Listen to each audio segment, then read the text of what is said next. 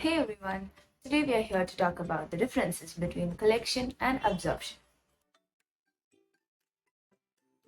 Collection is a mechanism used by a menstrual cup, whereas absorption is a mechanism used by a pad.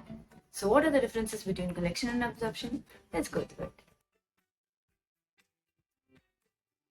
While usage of a menstrual cup, it makes sure that the menstrual blood does not touch your body and does not cause any rashes as well. Whereas when you use a pad, as it uses the absorption mechanism, it does get in contact with your body and can lead to rashes or other infection. The menstrual cup can hold up to 13 to 40 ml of blood, whereas a pad can only hold up to 5 to 25 ml of blood. A menstrual cup can stay up to 6 to 8 hours, whereas a pad should be changed in every 4 to 5 hours. Usage of a menstrual cup leads to lesser infections than when you use a pad. And menstrual cup is mess free, whereas you know how a pad works. Other than this, a menstrual cup can be used up to 5 years and it also reduces the plastic wastage during our periods.